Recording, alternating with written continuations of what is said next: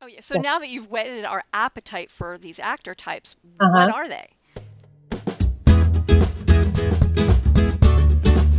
Yes, we have, like I said, we have the hero, and that's what your classic. And a lot of people will fall into the hero when they have polished themselves, because a hero is that person that grabs a lot of attention, has a lot of charisma, is very engaging and attractive in many ways. And what I talk about in the book often all through it is that you can have these great qualities, but they also have that flip side, the fatal flaw is what I call it.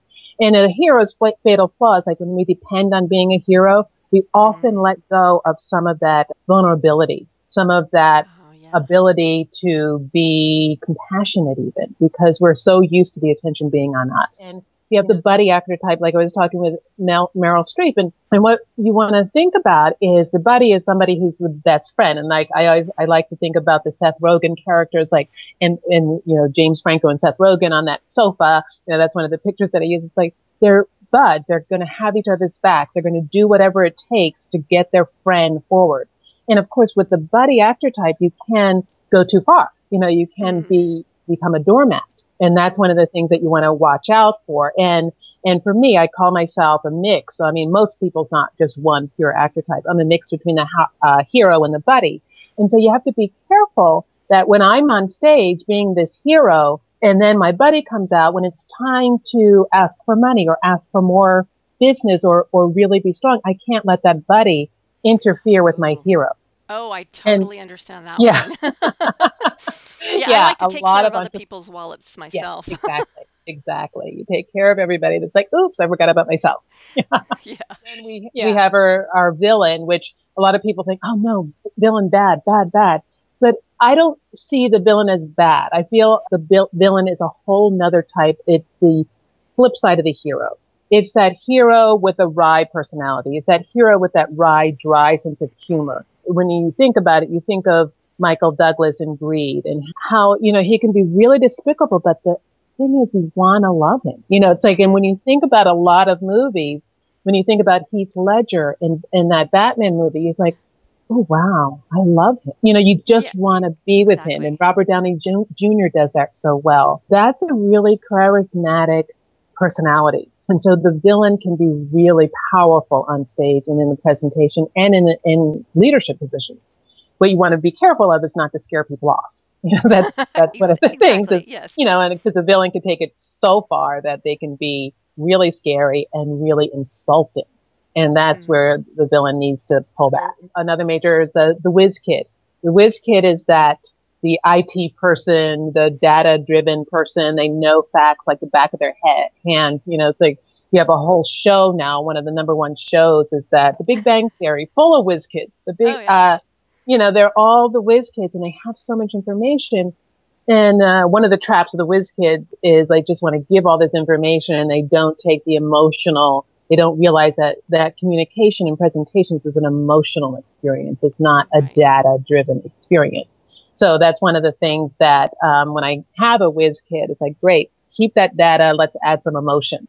Let's add some of that hero emotion. Another lesser type is the ingenue or innocent, as I call it. And that's one of those types that is so optimistic. That's the one that when you think of the new girl, Zoe Oh, I love that Deschanel, show. it's like she is just wide-eyed, innocent, happy, optimistic.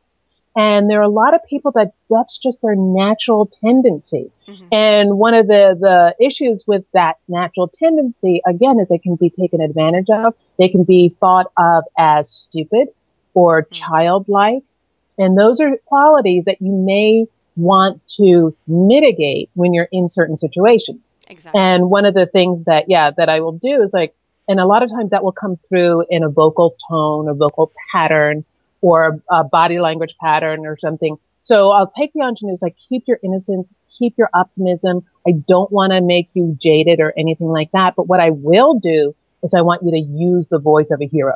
I want you to get in touch with your diaphragm so that you sound stronger and I Exactly. want you to then pepper in some of that stronger language so that people will take you more seriously.